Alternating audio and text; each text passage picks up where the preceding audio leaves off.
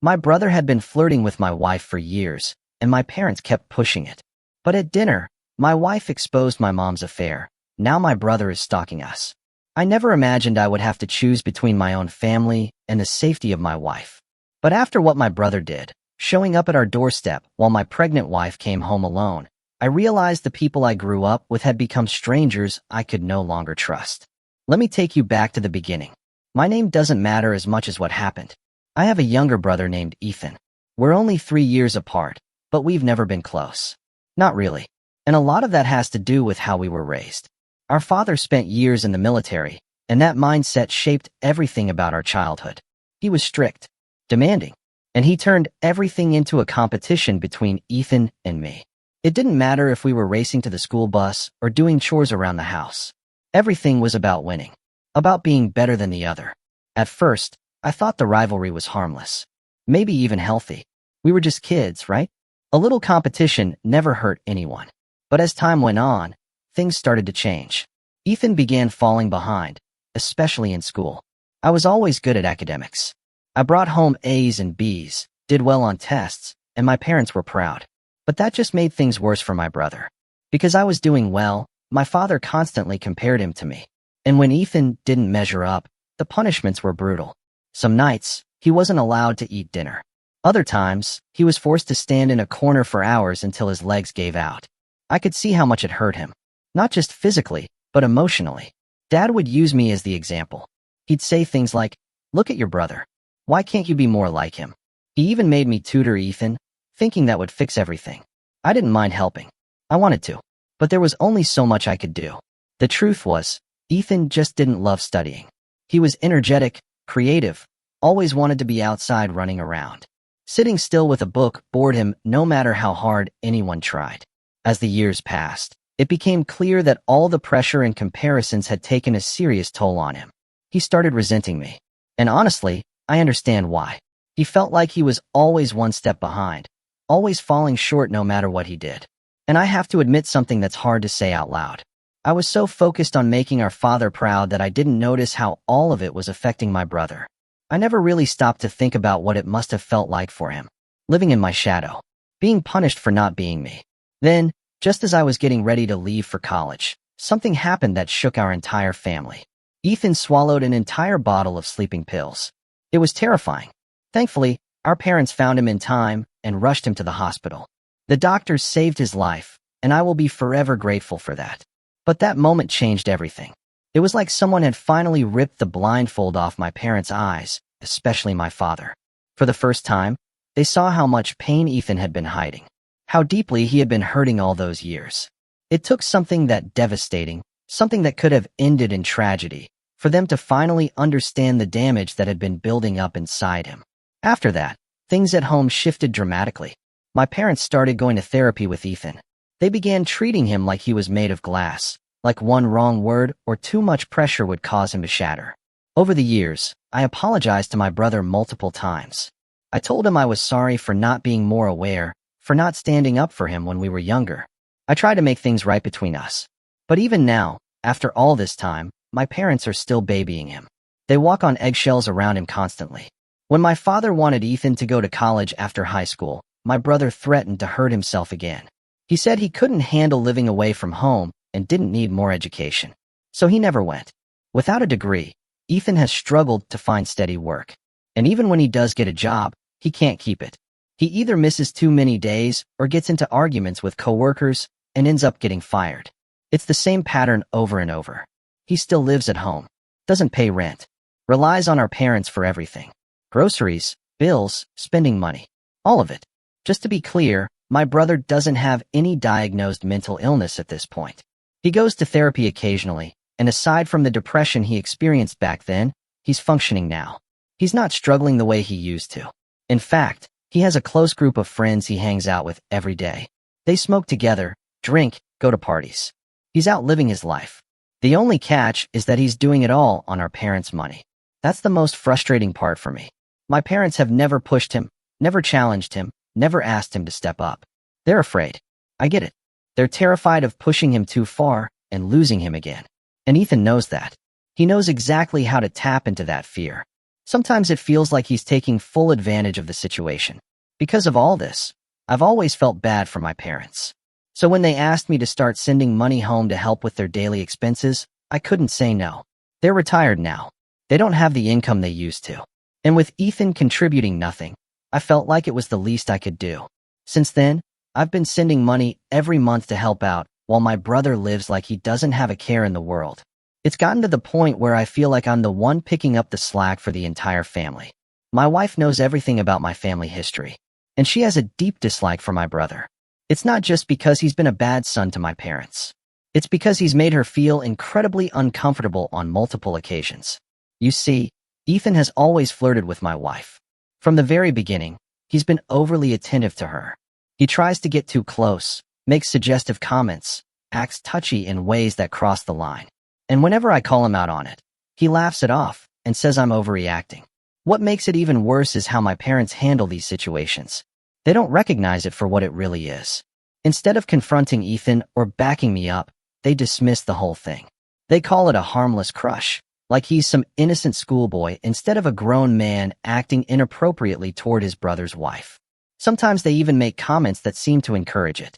When my wife first met my parents, the gathering was supposed to be warm and welcoming. You know, the typical meet the family stuff. But while we were all sitting around talking, my mother said something that caught us both off guard. She looked at my wife, who was just my girlfriend at the time, and said, "You're so funny. You know, you'd actually be a much better match for my other son, Ethan. You two have the same kind of humor." She laughed a little when she said it, like it was some cute, harmless observation. Then my father chimed in and agreed. He said something like, "Yeah, Ethan is a hoot. You'd probably have more fun with someone like him." I remember sitting there wondering if I had heard correctly. Why were my parents trying to link my brother with my girlfriend? What kind of people say something like that? My wife and I were both stunned. At first, we tried to laugh it off, assuming they were joking. But over the years, my parents have continued to suggest that my wife would be a better match for my brother. They've said things like, "She's so much more like Ethan," or commented on how similar their personalities are, as if to imply she ended up with the wrong son. Even on our wedding day, just before the ceremony, my mother pulled my wife aside and asked her, "Are you sure you want to marry him?" Can you imagine hearing that on your wedding day? It was like she was giving my wife one last chance to back out, hoping she would change her mind and walk away. I had a huge argument with my parents about it and almost cut them out of my life right then. They eventually offered a half-hearted apology and promised never to speak to my wife that way again. But they didn't stop. Every year on my brother's birthday, they make a point of urging my wife to stand next to him for photos. It doesn't matter how uncomfortable we are. They say things like, "Come on, you two look so good together in pictures." Or, "Just one photo. Don't be so stiff." It's subtle, but it's constant. No matter how many times we try to brush it off or gently redirect, it keeps happening. When we've tried to have honest conversations about how uncomfortable all of this makes us, my parents just shrug it off. My mother rationalizes it by saying Ethan has never had a good girlfriend and he's just smitten with my wife because she's attractive. My father is no better. He says things like, "What's the harm in standing next to him for a photo if it makes your brother happy?" As if it's no big deal. As if it's just a small thing. But it's not. Eventually, we had enough. My wife and I stopped attending family events where my brother would be present. No birthdays, no gatherings, nothing. We pulled back completely. I also stopped visiting my parents, and so did my wife. But then my mother insisted we come to their 25th wedding anniversary celebration. She had invited all my cousins and distant relatives, and she didn't want me to miss it.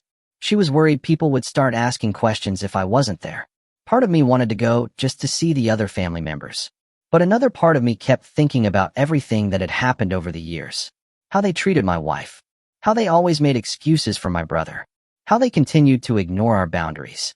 Do I go and pretend everything is fine just to keep the peace? Or do I stay away to protect the life my wife and I have built for ourselves? I went back and forth for days. In the end, we decided to go. It was a huge mistake. Throughout the evening, my parents seemed overjoyed to see me. My mother hugged me tightly and said she didn't expect me to come, that she was so happy I showed up. I just nodded and smiled. Everything was going fine until dinner. We were all sitting around the table, catching up and making small talk. Then one of my aunts casually mentioned that all of my cousins were married or in relationships, except for Ethan. She smiled and asked him half-jokingly why he was still single and if there was anyone he might marry soon. My brother just grinned uncomfortably and shrugged, like he was hiding something. Then one of my cousins playfully called out, "Come on, Ethan. Spill it. Do you have a crush or what?" That's when my mother, without missing a beat, said loudly, "Oh, I don't know about a girlfriend, but he does have a huge crush on his brother's wife." She pointed right at my wife and laughed like it was the funniest thing she'd ever said. My father joined in, laughing even louder. My wife and I both froze. I looked up from my plate, my jaw tight, and locked eyes with my mother. But she didn't even notice. She was too busy laughing and chatting with my aunt, saying something about how Ethan had been entranced with my wife for years. As if it were some kind of romantic movie storyline and not a completely inappropriate obsession with his own brother's spouse. Then my aunt turned to my wife and asked loudly, "Do you have any sisters or female cousins Ethan could date?" Some of the family laughed. My brother just sat there blushing, smiling slightly, as if everything was perfectly normal. He didn't try to shut it down. He didn't redirect the conversation. He just soaked in the attention like it was flattering. I could feel the heat rising in my face. I looked at my wife, who was sitting there mortified and humiliated. That was the final straw. I didn't even think. I just snapped. I turned to my mother and said loudly enough for everyone at the table to hear, "How dare you talk about my wife like this?" The entire table went silent. You could have heard a pin drop. I looked at my parents and said, "You promised me, both of you, that you wouldn't cross this line again. You swore you would respect our boundaries and stop putting us in uncomfortable situations. But here we are. Again, you're laughing about my brother having a crush on my wife. You think this is funny." My voice shook, but I didn't care. Then I turned to the rest of the table. My cousins, aunts, uncles. I said, "Let me ask you all something. How many of you think it's okay for someone to openly say they have a crush on their sibling's partner, and for the whole family to laugh about it like it's some kind of sitcom scene? Do you think this is normal?" No one said anything. My aunt's smile disappeared. Others awkwardly sipped their drinks. Suddenly, no one had an answer. Then I turned to my brother and let it all out. I said, "You've been acting like a creep around my wife for years. You flirt with her every time we're around. You've sent her late-night texts even though she's never replied. You try to stand too close to her, touch her when she's clearly uncomfortable, and act like it's all a joke." His face dropped immediately. I looked around the table and continued, "And you all think this is funny? You really think it's okay for someone to act this way toward their brother's wife?" I turned back to my parents. "And you too. How many times have you made comments about how my wife and Ethan would be such a good match? You've been doing this for years. You even said stuff like this at our wedding. Do you even realize how messed up that is? How incredibly disrespectful." I was also upset with my aunt for laughing along, so I looked directly at her and asked, "Would you ever say this kind of stuff about your own son's partner? Would you tell your daughter-in-law that she'd be a better fit for someone else in the family? Would you let your son act like this around someone else's wife?" She looked stunned and slowly shook her head. "Exactly," I said. "So why are you comfortable with my parents doing it to me?" The room felt like it was collapsing in on itself. Everyone was uncomfortable now. Not because of me, but because I finally said what needed to be said. Something everyone probably already knew but chose to ignore. My parents sat there absolutely stunned. My father looked like he was about to explode, his face red, his hands gripping the edge of the table. My mother started to panic. She tried to laugh it off, her voice shaky. She said, "I didn't mean anything by it. Come on, it's not that serious. It's just a harmless crush. We've always just joked like that about your wife and Ethan. I'm sorry, but it's just funny. I wasn't trying to offend anyone." That's when my wife, who had been sitting there silent and humiliated all evening, finally snapped. She pushed her chair back slightly and looked straight at my mother. Her voice was calm but cutting, loud enough for everyone to hear. She said, "Oh, I get it now. Since everything's just a joke to you, I guess cheating on your husband all those years ago was just for fun too, right?" My mother's eyes went wide. My wife continued, her tone growing sharper. "I guess you had a harmless crush on the neighbor too, right? And I guess when you decided to sleep with him, it didn't mean anything. It was just for fun, wasn't it?"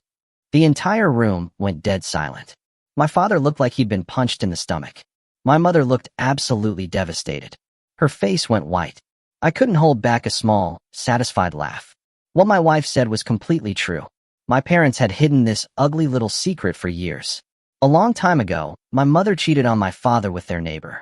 When he found out, she begged him not to leave. He stayed for me and my brother. He seemed to have forgiven her, or at least moved on. But my wife knew the truth because I had told her. She'd held on to that knowledge for years. And finally, she turned it around and used it against my mother for all the time she had hurt her. She had endured years of pain, inappropriate comments, weird jokes, and watching my parents treat her like some kind of prize for my brother rather than my partner. And she finally used the one thing she knew would put an end to it all. My mother snapped out of her shock and started ranting at my wife. She yelled that my wife had no right to bring up that affair in front of everyone, that she had gone too far. My father jumped in too, raising his voice and saying that bringing up the past was rude and pointless. But I wasn't having any of it. I stood up and shouted back at them. You crossed the line the moment you made my wife the punchline to your creepy jokes. The moment you kept defending Ethan like he was some harmless little boy when he's been making my wife uncomfortable for years. Don't you dare talk about disrespect when you've disrespected our marriage over and over again. My mother started crying in front of everyone, trying to spin it around like she was the victim now. But people were still processing the fact that she had cheated on my father when everyone thought they were the perfect couple. Ethan finally opened his mouth, but only to yell at me for ruining the celebration. He said, "You always have to make everything about you." I stared at him in disbelief. I said, "You think I'm the one making this about me? You sat there and let Mom announce your crush on my wife like it was some joke. You didn't say a word to stop it. You blushed like it wasn't disgusting. You let them humiliate me and my wife again in front of everyone. And now you're mad at me for standing up." He scowled and raised his arms dismissively. "Oh, please. You always act like the victim. No one even said anything that bad." My wife and I decided to leave while my parents and Ethan continued yelling and blaming each other. There was no point in staying any longer. They weren't interested in listening or understanding our perspective. They just wanted to be angry and play the victim. Without another word, we quietly gathered our things and walked out. Before leaving, I said, "We're done. Don't bother contacting us unless you're all ready to grow up and take some responsibility." Since that night, my phone has been buzzing constantly. Most of the messages came from my mother, but some from my father too. All of them angry and guilt-tripping. They kept telling me that my wife and I had no right to reveal my mother's affair, especially in front of the whole family. According to them, we completely ruined their so-called picture-perfect marriage by exposing the truth. My mother has been relentless. She claims she's been humiliated, that everyone looks at her differently now, that we destroyed her reputation. Because of all this, she now expects my wife to publicly apologize to her for what she said at dinner. She believes my wife owes her an apology for exposing her hypocrisy. It's exhausting. After days of debating in my own head, I finally picked up the phone and called my parents. I knew the conversation was going to be hard, but I also knew I had to say what needed to be said. I told them quietly but firmly that after everything they had said and done, not just at that dinner but over the years, I couldn't keep pretending everything was okay between us. I said my wife and I were tired of being insulted. I said I had spent years trying to keep the peace, sending money every month to help them out, not just because they asked, but because I genuinely wanted to. I thought it was the right thing to do. I wanted to help because they were my parents and Ethan clearly wasn't contributing. But after all the humiliation, the blatant favoritism, and the complete lack of accountability, I told them I couldn't continue. I said I would be cutting off all communication. No more phone calls. No more visits. No more financial support. I told them this was the only way for my wife and me to heal and live in peace. My parents did not take it well. When I mentioned cutting them off financially, they completely lost it. My mother started shouting at me, calling me ungrateful and accusing me of abandoning my family. My father said I was turning my back on the people who raised me.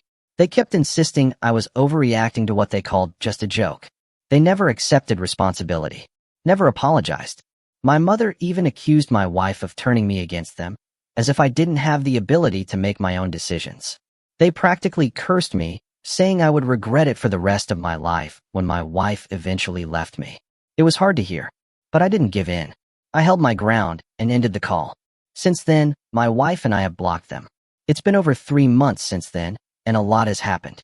First, after cutting off my brother and warning him multiple times, Ethan continued to send my wife strange, unsolicited love messages. Even when we threatened to involve the police, he didn't seem to care. Then, about a month ago, my wife and I got some amazing news. We're expecting a baby. We were thrilled and shared the news on social media. That turned out to be a huge mistake. Earlier this week, things took a terrifying turn. When my wife came home from work, she found Ethan sitting on our doorstep, waiting for her. As soon as she noticed him, he started to get up. She immediately felt unsafe, so she got back in her car and started driving away. He ran toward the car, begging her to stay and talk to him. I can't imagine how scared she must have felt in that moment. She called me, and I rushed home as fast as I could. We both called the police right away. But because Ethan hadn't technically committed a crime yet, like physically hurting my wife or breaking into our home, they couldn't arrest him. According to the police, what he did was harassment, but not enough to detain him. They let him go with just a warning. It infuriates me to no end. He's clearly crossing so many lines, but the law can't seem to do much until it's too late. We consulted with a lawyer, and he's helping us file a restraining order against my brother. My wife no longer feels safe in our home. I don't want to put her or our unborn child at risk in case Ethan shows up again. So we've made the decision to sell our house and relocate somewhere far from all this chaos before our baby arrives. I'm beyond frustrated and completely drained. This situation has spiraled out of control, and I'm doing everything in my power to protect my wife and our child. I refuse to let anything happen to them. Looking back on everything, I realize now that some families aren't worth saving. Not when they refuse to change. Not when they keep hurting the people you love. Not when they use guilt and manipulation to keep you trapped in their dysfunction. Walking away was the hardest decision I ever made. But it was also the most necessary. Because at the end of the day, the family you choose to build matters more than the one you were born into. And I will do whatever it takes to protect mine.